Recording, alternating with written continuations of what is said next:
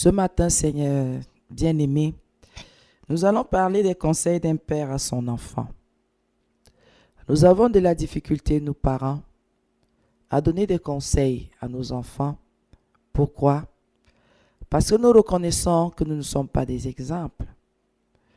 C'est pour ça qu'il y a beaucoup d'opposition aujourd'hui dans les maisons. Il y a beaucoup d'opposition dans les familles. C'est difficile de vouloir inculquer quelque chose à un enfant et pendant ce temps, il vous voit faire le contraire continuellement chaque jour de sa vie. C'est ça qui crée un déphasage, c'est ça qui crée un problème, qui crée des problèmes dans les familles. Tu ne peux pas dire à un enfant de ne pas mentir alors que tu passes le temps à mentir. Tu ne peux pas dire à un enfant de ne pas se quereller, de ne pas se disputer alors que tu passes ton temps à le faire. Nous avons le devoir d'être des exemples pour que les leçons que nous voulons inculquer à nos enfants ou que nous donnons à nos enfants, que ces leçons-là soient faciles pour eux à assimiler. Pourquoi? Parce qu'ils nous voient déjà pratiquer cela. Nous sommes déjà un exemple pour eux. Et maintenant, ils vont porter leur regard vers nous. Par la grâce de Dieu, ce sera facile pour eux de comprendre et de mettre en pratique. Nous sommes dans Proverbe 23, à partir du verset 15. La Bible nous dit ce matin, « Mon enfant, si ton cœur s'attache à la sagesse, mon cœur sera dans la joie. Je serai très heureux si tu dis la vérité. » C'est un papa qui parle à son enfant. Oui, il dit à son enfant, sois sage. C'est que ton cœur soit attaché à la sagesse. La sagesse étant l'aptitude que nous avons de prendre les bonnes décisions. C'est important qu'un enfant soit sage. Mais il n'y a pas d'âge pour être sage. Certains vont me dire qu'il n'est sage. Non, on ne n'est pas sage. On devient sage à partir des enseignements que nous recevons. N'ayons pas la prétention de dire que nous sommes nés sages. Non, un enfant n'a pas encore de connaissances. Tant qu'on n'a pas de connaissances, on ne peut pas prendre les bonnes décisions. D'abord, nous ne sommes que des enfants. Et c'est à partir des enseignements, de l'éducation que nous donnent nos parents, que vous donnent vos parents, que vous pourrez, à partir de certaines situations de vos vies, prendre les décisions. Et cette aptitude de la sagesse, c'est quoi? C'est prendre les bonnes décisions où il faut, quand il faut et comme il faut.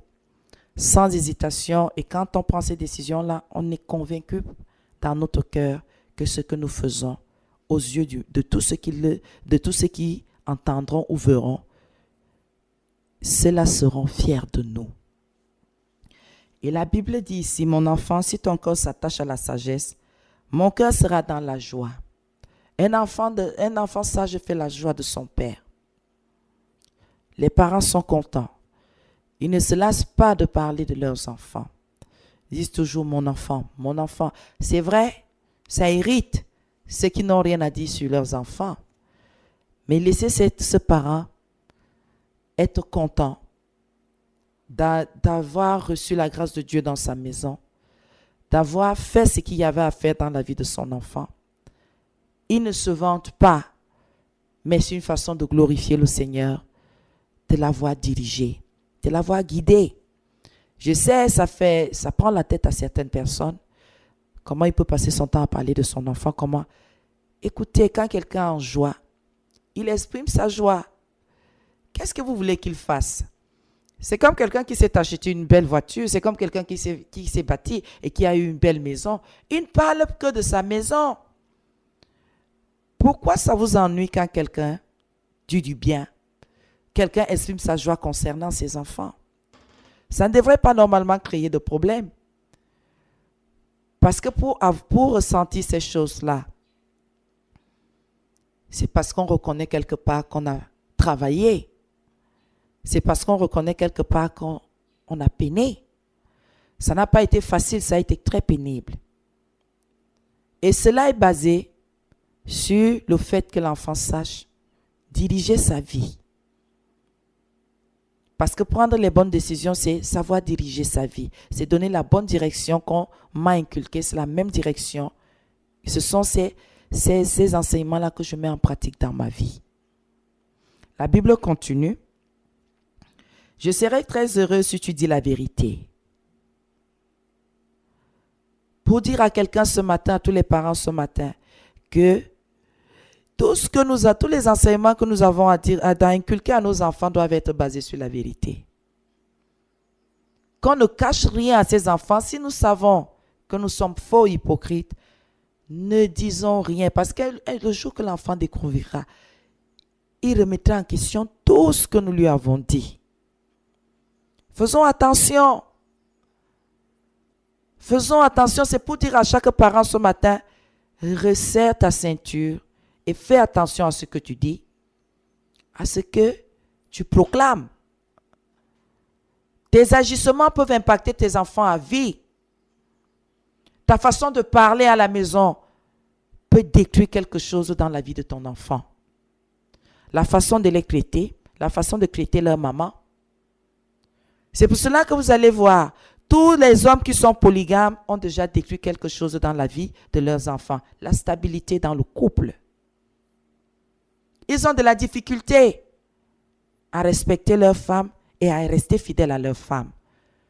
Parce qu'ils ont vécu dans la merde qu'est la polygamie et ils ont vu les injustices de leur papa vis-à-vis de telle femme ou vis-à-vis de tel autre enfant ou puisqu'ils ont toujours une préférée. Voilà quelque chose qui détruit complètement la stabilité. Je veux parler même comme vous. Psychologique. Et ça impacte le social de cet enfant, il ne pourra pas s'en sortir. Je n'ai même pas encore commencé dans le spirituel. Parce que chaque enfant se demande pourquoi papa a beaucoup de femmes. Pourquoi il ne s'est pas contenté seulement de maman? Pourquoi il ne s'est pas contenté seulement de la première femme? Pourquoi il a eu besoin qu'il y ait rivalité dans sa concession? Pourquoi il a fait ça?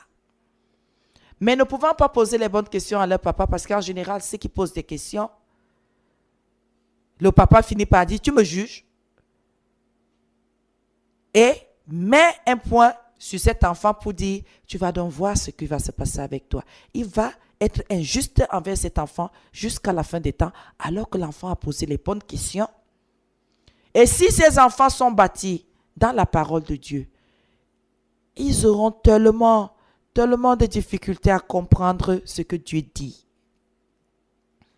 Parce que l'exemple qui est devant eux ne sied pas avec la parole de Dieu. La Bible continue.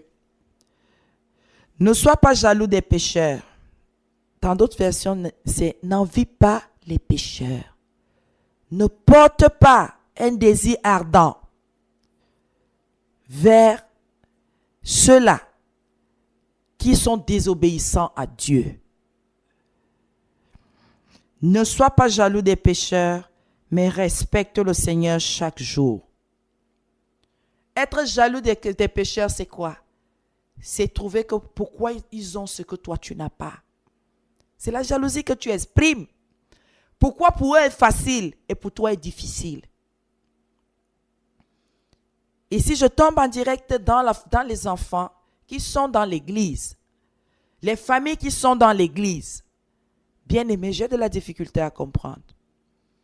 Et je suis sûre que certains vont dire, ah, elle veut nous enseigner quoi? Elle veut faire quoi? Non, restons tranquilles. Laissons la Bible nous enseigner. La Bible dit, ne porte pas des regards envieux vers le pécheur, celui-là qui transgresse la loi divine, celui-là qui piétine, qui foule aux pieds les préceptes du Seigneur, celui-là qui ne respecte en rien la parole de Dieu. Tu l'envies pourquoi? Pourquoi tu es jaloux de ses biens? Oui, il a la PlayStation, oui, il a l'ordinateur dernier cri, oui, il a ceci, oui, il a cela, ses chaussures, ses vêtements. Pourquoi es-tu jaloux? Le Seigneur trouve que cela n'est pas nécessaire pour toi. Puisque ça remonte quoi? L'orgueil du monde. Ça remonte quoi? La convoitise qui caractérise le monde. et le monde n'a pas reçu Jésus, la Bible nous dit, la parole a été faite chair, elle a habité, elle a été parmi nous, mais le monde ne l'a pas reçu. Bien-aimés, pourquoi les regards de nos enfants sont-ils portés? Et en général, ce sont les parents. Parce que moi, je le dirais comme ça. Ce que je n'ai pas montré à mes enfants, même s'ils vont le voir chez leurs camarades, chez leurs amis, ils savent que chez nous, cela n'a pas place d'être. Et ils savent déjà quelque chose. L'éducation qu'ont leurs amis d'école, leurs camarades, je ne sais plus qui, ce n'est pas la même éducation que nous avons. Ce n'est pas le même manuel que nous utilisons. Les autres utilisent la télé, les émissions télé. Ils copient ce qu'ils voient à la télé pendant que nous nous attelons à lire la Bible, la méditer, prier le Seigneur par le Saint-Esprit de nous faire comprendre pour que nos enfants soient bâtis à partir de la parole de Dieu. Deux mondes différents. Quand un parent dit à son enfant, ne porte pas envie, ne sois pas jaloux de ces gens. Non, vous voulez éduquer les enfants comme au siècle passé. Mais la Bible me dit de ne pas me conformer au monde actuel, de ne pas me conformer au siècle présent. De ne pas m'attacher à ces choses-là. Si je ne m'attache pas, mon enfant ne s'attachera pas. Il est conscient qu'il n'est pas citoyen de ce monde. Je commence à lui faire comprendre ces choses-là, qu'il est de passage dans ce monde. Il peut travailler, parce que c'est normal de travailler. Il va à l'école, c'est normal d'aller à l'école pour avoir un esprit ouvert, pas par rapport aux connaissances du monde, mais pour qu'il puisse laisser le Saint-Esprit l'amener là où il veut l'amener, que son esprit soit ouvert. Il y a des bases. L'instruction est normale. Mais tout ce que nous apprenons à l'école, là, ça ne nous servira à rien quand nous rencontrerons le Seigneur, à rien. Parce que nous ne savons même pas si c'est en français que nous allons nous exprimer. Si nous ne finirons pas à nous exprimer devant le Seigneur en langue, nous n'en savons rien. Qui nous dit que c'est le français que nous allons exprimer, que nous allons parler quand nous verrons le Seigneur en tant qu'enfants de Dieu? Qui dit que ce ne sont pas les langues du ciel, ce ne sont pas les langues des anges que nous allons parler? Qui nous le dit? On ne le sait pas. On ne le sait pas. C'est pour ça que je dirais à quelqu'un ce matin, vous savez, les voies du Seigneur sont insondables. Et il n'y a que son esprit pour éclairer quelqu'un. Parce qu'il n'y a que son esprit pour sonder ses profondeurs.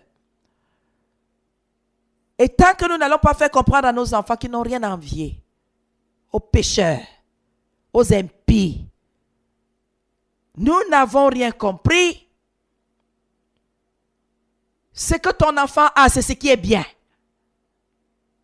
Si tu arrêtes un peu de dire si on avait de l'argent, pour créer la convoitise dans le cœur de cet enfant, pour provoquer des sensations mauvaises, cela servira à cet enfant plus tard. La Bible dit, ne sois pas jaloux, n'envie pas les pécheurs. Voilà des valeurs que nous ne voulons pas inculquer à nos enfants. Nous passons notre temps, fais de grandes écoles, fais ceci, fais cela, pour que tu sois un grand dans ce monde. Et ce monde ne nous appartient pas, nous sommes de passage. Nous devons nous soumettre à la volonté de Dieu. À la volonté de Dieu. Je ne suis pas contre qu'un enfant excelle dans un domaine. L'excellence vient de Dieu. Mais je trouve que moi, parent, je ne dois pas. Ce que le monde ne m'a pas permis de faire parce que mes parents étaient limités, parce que moi j'ai un peu, que je commence à utiliser le peu là pour faire de mon enfant ce que je n'ai pas été. Écoutez, il y a les domaines dans lesquels Le Seigneur n'acceptera jamais que ses enfants soient. Il n'acceptera pas. Faites toutes les études que vous voulez faire. Inscrivez même. Et je vois, il y a même des abominations terribles. Parce qu'on dit que c'est une école de renom. Nous sommes des chrétiens, nous inscrivons nos enfants dans des écoles catholiques. Les grandes écoles, parce qu'on dit que ce sont les grandes écoles. Université Jean-Paul II. Pendant que nous savons qu'il n'a pas servi le Seigneur, qu'est-ce que mon enfant va faire là-bas? Dans les bâtiments d'idolâtrie. C'est affiché, ce n'est pas moi qui le dis. Mon enfant peut aller dans une école simple. Une institution, on écrit ce qu'on a écrit pour dire que c'est une école supérieure. Il peut y entrer. Mais quand on a déjà donné un nom, et je sais que cet homme n'a pas servi le Seigneur, je n'ai pas amené mon enfant là-dedans. Parce que je sais, en tant que chrétien, qu'il y a un monde visible et un monde invisible. Et tout ce qui a été voué par interdit, je ne dois pas toucher. Je ne dois pas m'accrocher. Je ne dois même pas m'approcher.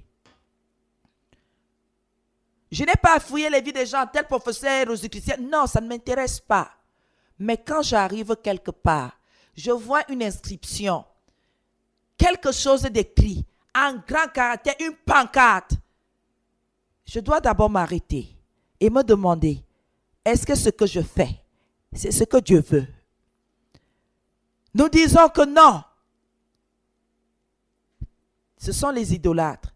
Mais nos enfants, par orgueil, par convoitise, parce que nous sommes jaloux. Jaloux d'entendre que les autres fréquentent ces universités et nous pas. Et nos enfants pas. Alors, parce qu'on veut entendre que nos enfants ont fait de grandes écoles, nous allons inscrire nos enfants dans ces institutions, dans ces choses-là. Parce qu'on veut seulement entendre. On n'a jamais quitté le monde. Mettons-nous le doigt dans l'œil, jusqu'au coude, même tout le bras. On n'a jamais quitté le monde, puisque les convoitises du monde, puisque le monde est mauvais. Et les convoitises qui le caractérisent, oui, les envies fortes, les désirs ardents. C'est ça que nous sommes en train de mettre en pratique. Il n'y a pas eu d'autres institutions supérieures pour que nos enfants entrent seulement là-bas. Passons convoite le voyage.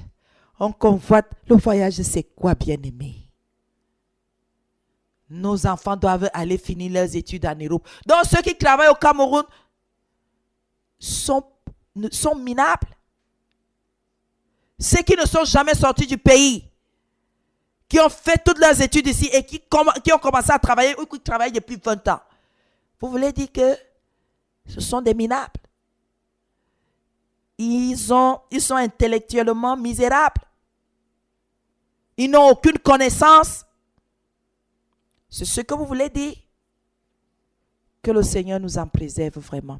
Ne soyons pas jaloux des pécheurs. Il faut que mon enfant soit aussi ceci. Si ce n'est pas la volonté de Dieu, c'est en vain. C'est en vain. Laissez-nous ces affaires-là que quand nous sommes déjà convertis, on n'a jamais abandonné les choses anciennes. On est toujours dans les choses anciennes. On n'a jamais laissé le Saint-Esprit prendre la première place.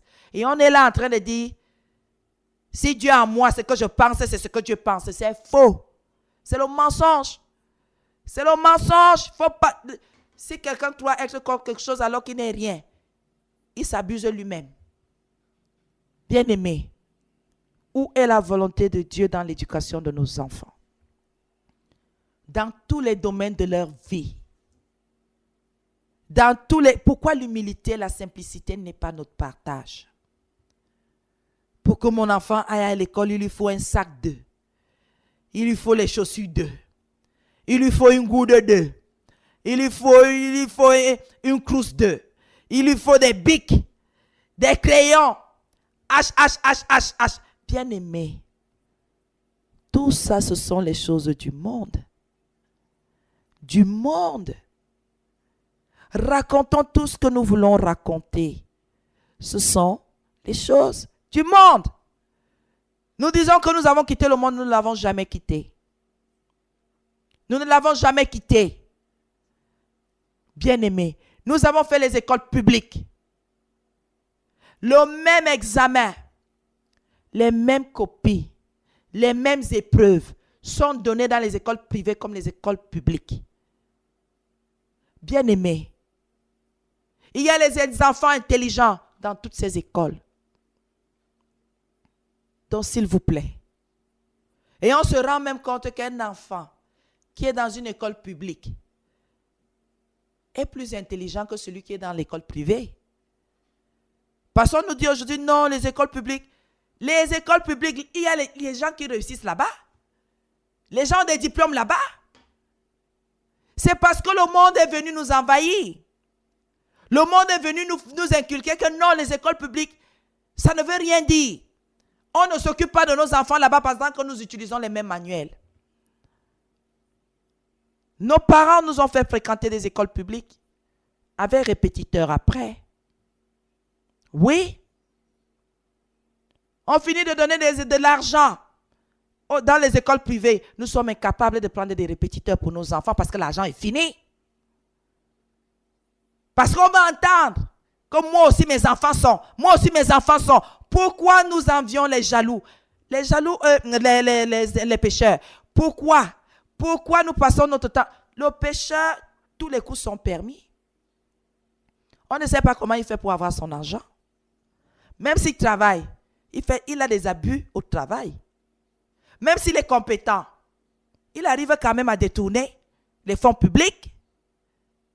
Chacun à son niveau, du collecteur d'impôts jusqu'au dernier ministre, ils font. Chacun, même celui qui sait que son salaire est telle somme en fin d'année, il a le devoir de signer un dossier. Il fait exprès de vous faire venir tous les jours jusqu'à ce que la leçon vous soit donnée, qu'il faut donner quelque chose pour que sa signature soit imposée sur un bout de papier. Vous ne donnez rien. Vous allez passer un mois là. Un mois pour 5 000, pour 10 000. Et quand vous évaluez l'argent de taxi, vous avez mal au cœur. Vous avez mal au cœur. Et si quelqu'un a 10 dossiers à signer par jour, évaluant en 5 000 francs, ça lui fait 50 000. 50 000 mis à part son salaire. Comment n'ira-t-il pas faire tout ce qu'il a à faire? Et vous allez passer du temps à avoir de la jalousie vis-à-vis de lui, vis-à-vis d'elle, alors que cette personne est dans les abus de tout genre. Ça ne sert à rien. Et nous devons dire à nos enfants, ne regarde pas ça. Ne regarde pas ça. Ce que tu as, c'est ce que Dieu veut. Ce que tu as, c'est ce que Dieu veut. Et c'est pour cela que nos enfants ne doivent même pas avoir des amis pécheurs. Des amis qui ont des familles impies. Quand l'enfant va entrer dans une maison, dans une opulence, l'enfant revient, il est frustré. La mauvaise compagnie corrompt les bonnes mœurs.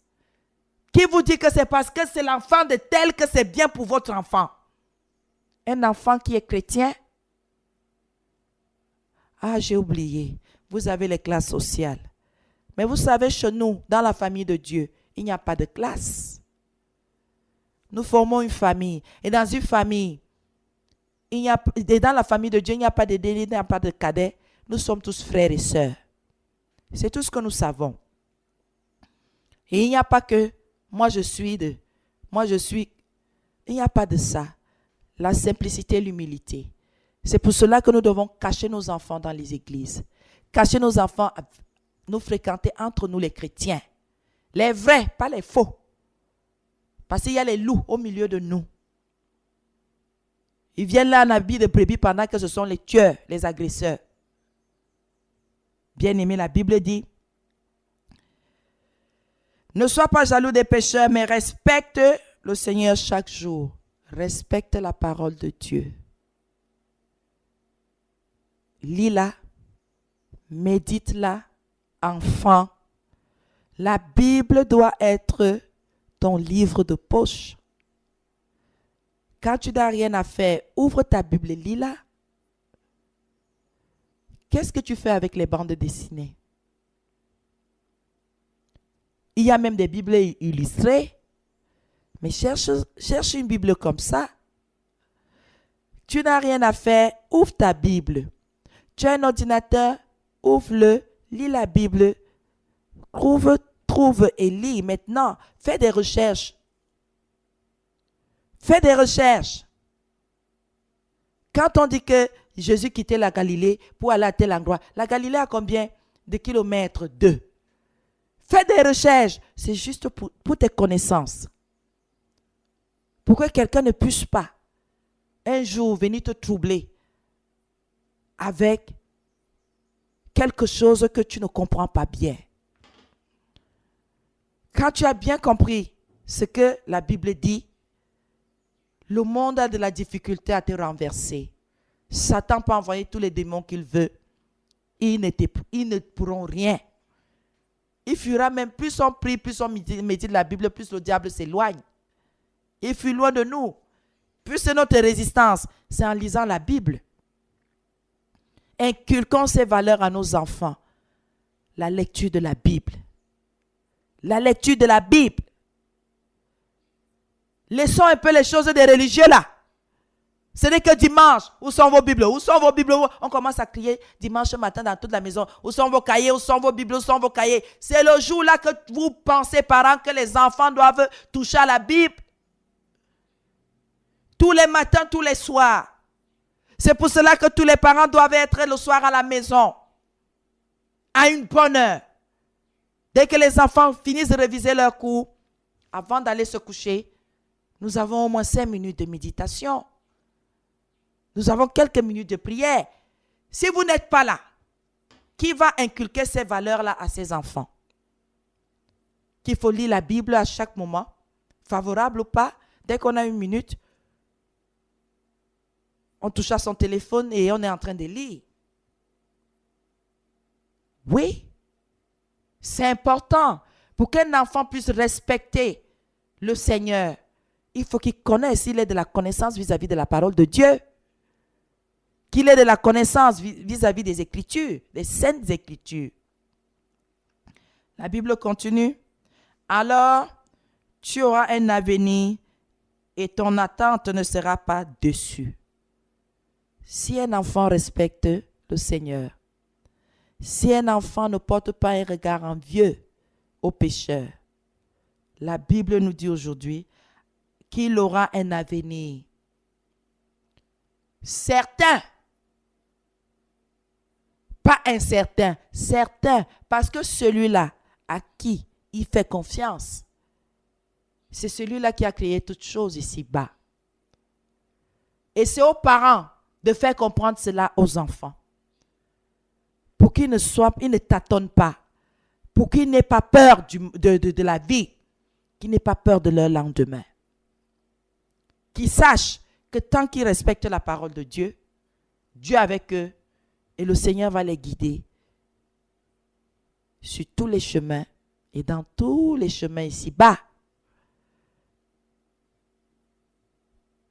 Tu auras un avenir. Et la Bible continue. Et ton attente, dans certaines versions, ton espérance ne sera pas déçue.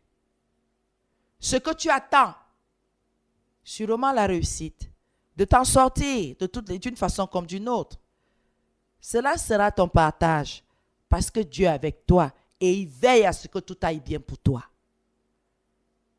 C'est à nous, parents, papa et maman, d'inculquer cette valeur-là à nos enfants, qu'ils soient confiants vis-à-vis de Dieu, qu'ils ne doutent jamais du Seigneur.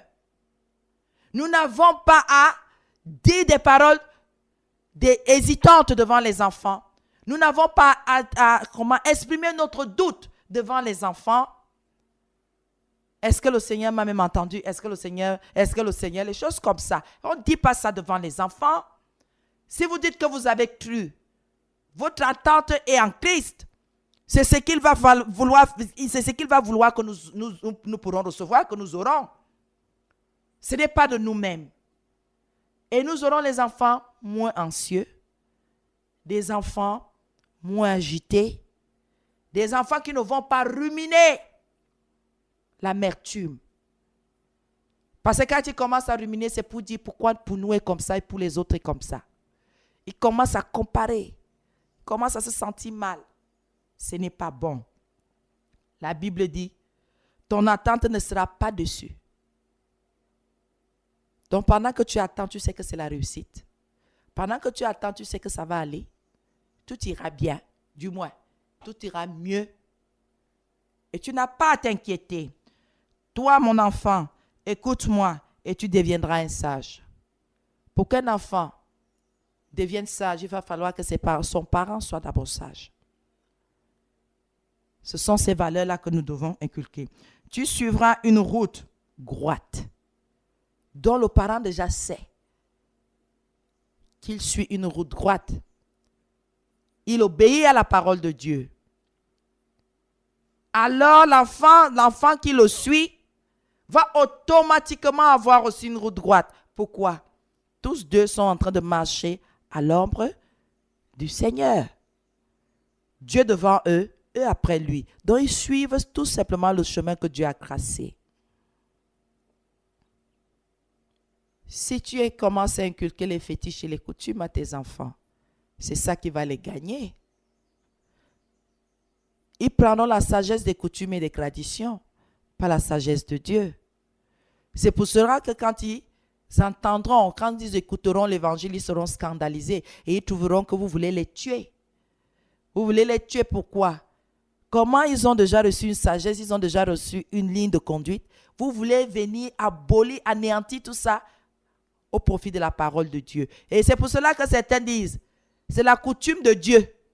Nous aussi, nous avons notre coutume. Est-ce que les deux ne peuvent parler ensemble? Non, les deux ne peuvent pas aller ensemble. Parce que tout ce que les hommes ont instauré, c'est pour sauver leur corps physique. Mais leur âme, ils ne savent pas comment la sauver.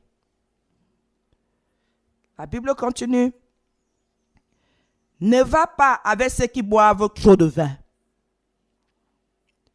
ni avec ceux qui mangent trop de viande. Voilà un papa qui parle à son enfant. Que comme toi là, tu as le club 0 là, tu as le club 50 là. Là, vous finissez de dire que vous transpirez, vous faites un peu de sport. Après bouillon, c'est le vin jusqu'à 18 heures. Toute une journée, tu n'es que dans les beuveries. Tu n'es que dans les choses qui n'honorent pas le Seigneur. Ne le fais pas. Et pourquoi donc? Les ivrognes et ceux qui mangent trop connaîtront la misère. Parce que celui qui mange trop et celui qui boit trop, c'est un investissement. C'est un investissement. Toi qui as les amis de boisson, toi qui as les amis pour trop manger, c'est un investissement. Tu te retrouveras un jour en train de dire, pourtant j'ai eu de l'argent. Pourtant j'ai eu de l'argent. Pourtant j'ai eu de l'argent. Voilà que ton papa t'inculque des valeurs. Tu dis non, il ne connaît pas. Non, il n'est pas bien. Comment les gens boivent, il dit que non, toi tu ne dois pas boire. Tous ceux qui ont reçu le Saint-Esprit demeure éternellement en toi, ne doivent pas boire. Parce que dans ton moment d'égarement, pendant que l'alcool prend le dessus, comment pourras-tu discerner le bien du mal? Parce que quand on dit non, les chrétiens ne doivent pas boire, pourquoi vous dites que ça n'est pas écrit quelque part? Quand toi-même tu as déjà pris de l'alcool, l'alcool rend tout flou.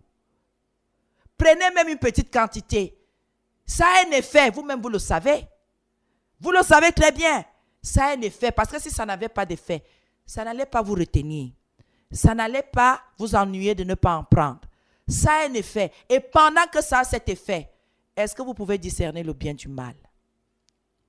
Est-ce que le discernement des esprits est votre partage? Je ne crois pas. La Bible dit, les ivrognes et ceux qui mangent trop connaîtront la misère. À cause de leur paresse, ils n'auront plus que les chiffons pour s'habiller. La Bible continue. Écoute ton père qui t'a donné la vie. Ne méprise pas ta mère quand elle sera vieille. Ne le fais pas, fils. Ne le fais pas, fille. Aie beaucoup d'attention sur ce que te disent tes parents, selon les voies du Seigneur. Pas sur ce qu'ils te disent sur les choses qui ne vont pas servir Dieu. La Bible continue. Apprends à être vrai. Que l'hypocrisie ne soit jamais ton partage. Apprends que ton oui soit oui, que ton non soit non. Ne dis pas des peut-être. Ne dis pas je ne sais pas pendant que tu sais. Ne dis pas je n'en sais rien pendant que tu sais. Ne cache pas la vérité. Dis la vérité. Sois vrai, sois réel. Que ce que les gens pensent de toi soit ce que tu es. Pas ce que tu ressors pour plaire au monde. Non, la vérité de ta personne, la vérité de ta personnalité. Qui tu es vraiment, ressors cela, sois vrai. Si c'est mauvais, que le Seigneur te fortifie pour que tu t'en sortes. Si c'est bon, que le nom de Dieu soit glorifié. Que le nom du Seigneur Jésus soit élevé. La Bible dit, apprends à être vrai. Donc il y a un apprentissage à être vrai. Et tous ceux qui apprennent à être vrai, c'est pour quitter le péché, pour la sanctification. C'est un apprentissage. Apprends à être vrai. Et nous devons apprendre à nos enfants à être vrais. Là où ils sont faibles, ils doivent dire qu'ils sont faibles. Là où ils sont forts, ils doivent reconnaître qu'ils sont forts.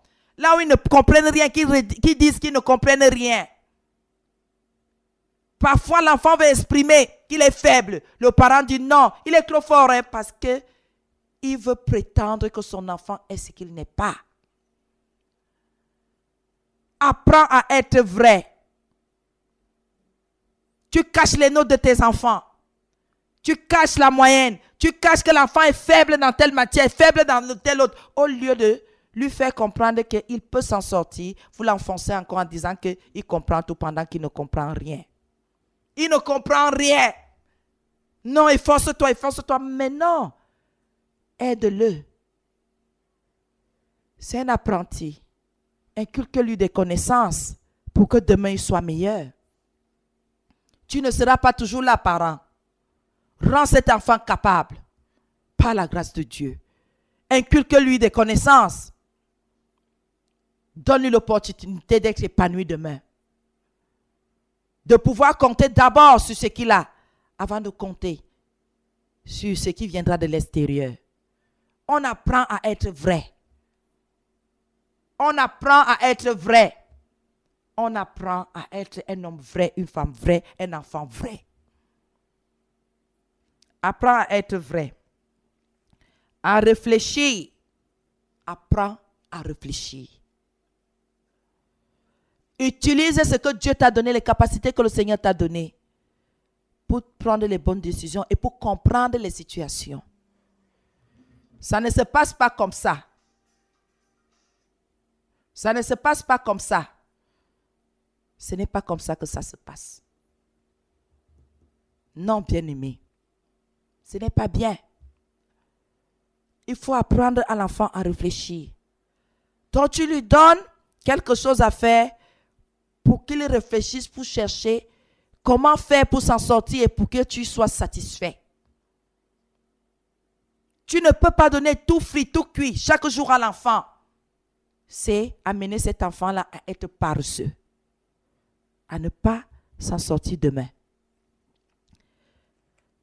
Aime la bonne éducation et l'intelligence. Pour dire à quelqu'un d'aspirer à ce qui est vrai et à ce qui est bon. Pour l'épanouissement de son corps, son âme, son esprit. Il le faut que l'enfant soit attiré par ce qui va le bâtir, pas par ce qui va le détruire. Non, bien-aimé. À un certain âge, qu'on n'accepte pas que nos enfants fréquentent les garçons plus grands qu'eux. Ils connaîtront les femmes facilement. Ils connaîtront la cigarette facilement.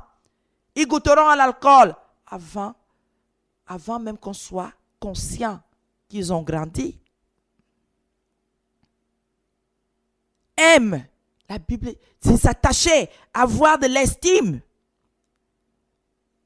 Aime la bonne éducation. Aime la bonne instruction. La bonne instruction pour un enfant qui a un parent chrétien. La bonne instruction ne peut que venir de la parole de Dieu. La bonne éducation, les bons enseignements ne peuvent que venir de la parole de Dieu. Et ce n'est que là que l'enfant se sentira épanoui.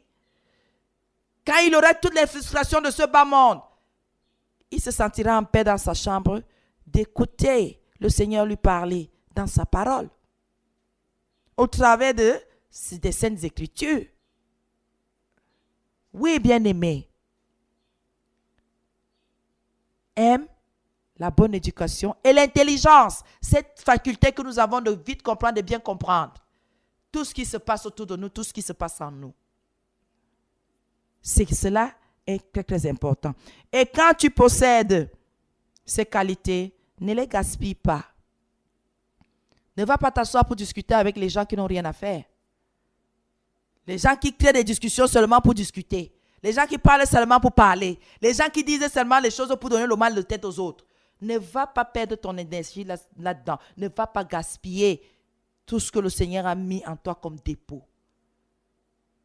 Ne va pas pendant que quelqu'un dit que laissez-nous avec cette affaire de Dieu là. Toi, si tu vas pour le convaincre, tu le convaincs de quoi? Laisse-le aller. Ne lui dis pas qu'il a blasphémé, il le sait. Qui te dit qu'il ne le sait pas? Mais laisse-le aller. La Bible dit, le père d'un enfant qui se conduit bien danse de joie. Alléluia, alléluia, alléluia. Celle qui a mis un sage au monde s'en réjouit. Quand un parent sait que son enfant ne va pas gaspiller son salaire, il va faire des choses bien avec, pour qu'il soit épanoui. Que son enfant ne va pas se retrouver dans les bars, dans les choses bizarres. Il est tranquille. Il n'a pas d'AVC. Il n'est pas inquiet à chaque moment que qu'est-ce qu'on viendra encore me dire. Qu'il a encore fait quoi? Et la Bible continue. Donne cette joie à ton père et à ta mère. Quelle danse de joie la femme qui t'a mis au monde. Mon enfant, aie confiance en moi et suis mon exemple avec joie. Oui, une prostituée est une femme est aussi dangereuse qu'un trou profond. Pour dire quoi? On a parlé de la nourriture, on a parlé du vin, on a parlé de la connaissance qu'il ne faut pas gaspiller. Maintenant, on parlait de la libido. Ne touche pas aux femmes. Et quand bien même tu veux déjà d'une femme, marie-toi. Mon enfant, non, non, non, non, non.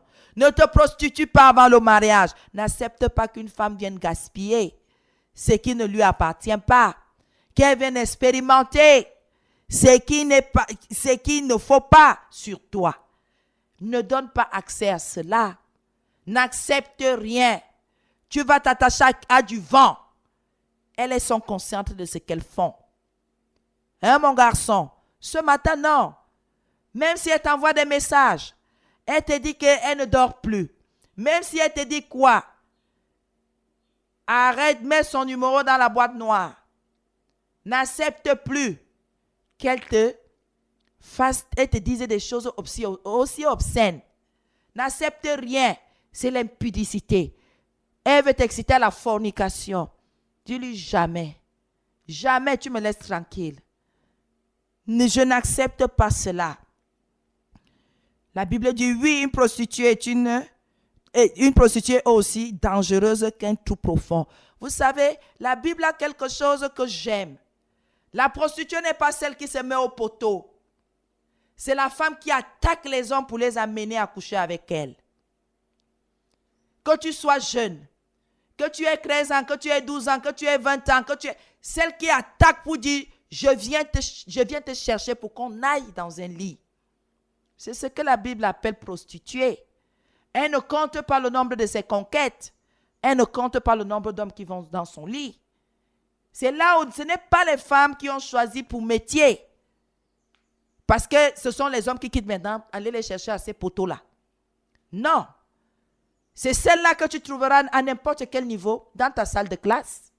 Celle-là que tu trouveras au lieu de service, qui aura une tenue d'abord qui fait comprendre que ici je veux, qui sera maquillée comme je suis la femme la plus parfaite de ce bas monde, les ongles vernis, la bouche toute rouge comme un fruit mûr, les cheveux qui ne sont pas ses cheveux, un habillement qui met tout l'arsenal en valeur pour faire comprendre que si tu rates, tu auras encore où. Bien-aimé, c'est cela que la Bible appelle prostituée. Et la Bible les qualifie ici de clous profonds. Dans un clou dans lequel quand tu tombes, tu ne sais pas quand est-ce que tu vas en sortir. Et peut-être même tu n'en sortiras jamais. Écoute ce que ton père te dit. Non, ne va pas dans ces choses-là. N'accepte pas, retiens-toi, fais-toi violence. Même comme elle ressemble à une femme que tu n'auras jamais. Et comme toi tu es conscient que tu n'auras pas ce genre de femme, ne touche pas, ne t'intéresse pas. Elle va te manger. Elle va t'avaler. Tu ne sauras même plus comment tu t'appelles. Ne le fais pas. Ne le fais pas. En tant qu'un enfant sage, un enfant intelligent, un enfant qui a appris à être vrai, dis-lui, tu n'es pas mon genre. Même dans mes rêves les plus fous, je n'ai pas rêvé d'avoir une femme comme toi. Pardon, passe ta route. Va attaquer ailleurs. La Bible dit, oui, la femme de quelqu'un d'autre est aussi dangereuse qu'un pupe étroit. Tu vois une femme avec une alliance, même si elle est enlevée, mais on l'appelle Madame Telle. Et elle te dit, la femme est une boîte d'arachide. Tous ceux qui ont les dents peuvent la consommer. Ne t'approche pas. Elle est dangereuse, c'est un serpent à sonnette. Ne t'approche pas. Parce que si tu le fais, tu as manqué de sagesse. Tu n'as pas été intelligent. Ce n'est pas parce qu'un repas, à vue d'œil et appétissant, qu'au goût, il sera bon. N'aie même pas l'intention de goûter, de toucher. Fuis. Fuis. Qu'elle dise de toi que tu es impuissant, mais fuis. Qu'elle dise tous que tu es un lâche, fuis. N'accepte pas. Ce sont les rapaces. Elles sont sans foi ni loi. Le diable les possède. Toi, tu veux d'une vie paisible et tranquille. Mon fils, suis les conseils de ton père. Va lui dire que tu veux déjà d'une femme, que c'est le moment est arrivé. Mais ne t'hasarde pas à aller toucher ce qu'il ne faut pas. Il y a des fruits qu'il ne faut pas, même s'ils sont beaux à l'œil. Quand tu regardes, ils sont extraordinaires. Ils sont parfaits. Mais parfois, quand tu mets la main, il y a des épines. La Bible dit, comme les bandits, ces femmes tendent des pièges aux gens. Elles ont rendu beaucoup de maris infidèles. Pour dire quoi? Parfois même vous êtes déjà mariés, mais elles sont là pour s'offrir. Comme des friandises, pour détruire les ménages. Pour que une tâche reste sur vous. Hommes, pour dire que vous n'avez pas été sage. Vous n'avez pas suivi ce que papa a dit. Vous n'avez pas été un bon chrétien. Elles viennent exprès pour dire que je t'ai eu. Pour prouver une fois de plus qu'elles sont invincibles, que personne n'arrive à résister à leur charme. Bien-aimé, la séduction, c'est le diable qui aime séduire. La séduction n'est pas de Dieu. Toutes les femmes qui passent le temps à vous séduire là, à vous montrer comment elles peuvent vous entretenir très bien, elles vont vous laver, elles vont vous tailler les ongles, elles ne sont pas vos femmes. Fuyez-les, rentrez à la maison. Même si c'est votre couscous, avec trop d'eau, allez d'abord là-bas, rentrez à la maison. Soyez sages, non? Les dépenses que vous partez encore créer là, vous cherchez quoi? Est-ce que ça c'est un enfant, c'est un fils sage qui fait les choses comme ça? La deuxième maison dans laquelle vous partez rationner là, qui vous a envoyé? Pourquoi vous gaspillez ce que Dieu vous a donné? Pourquoi vous gaspillez toute la connaissance que le Seigneur est passé par votre papa pour vous donner, par votre maman pour donner? Qu'est-ce que vous faites? Sortez de ces endroits. La Bible dit la prostituée est un trou profond. La femme d'autrui qui s'offre à toi est un puits étroit. Pour dire que tu ressentiras comment c'est serré. Tu auras peur à chaque moment que tu seras avec elle parce que le mari peut apparaître, peut arriver et vous surprendre.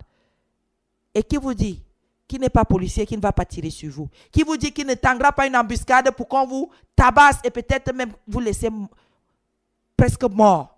Pourquoi prendre ce genre de risque alors que vous avez tout? Tout. Il suffit juste de demander et que le Seigneur vous fasse grâce. Bien-aimé, que le Seigneur nous bénisse ce matin. Je crois que les fils et les filles de ce matin ont compris que la jeune fille à qui papa a donné suffisamment de connaissances comprenne que c'est à son mariage qu'elle devra se donner aux hommes. Elle n'a ni besoin de s'habiller d'une façon extravagante, demi-tenue, habits trop collés, pantalons trop collés, les hauts qui dénudent ses seins. Tu n'as pas besoin de ça. Reste une fille bien habillée, propre, intelligente et sage. C'est ça qui te donnera l'opportunité de trouver un mari qui ne jurera que par toi, comme vous aimez bien ça. Qui dira, j'ai trouvé une femme exceptionnelle dans ce bas monde pourri. Que le Seigneur nous bénisse et que sa puissante main nous accompagne tout le long de ce jour et jusqu'à ce qu'il revienne au nom de Jésus. Amen.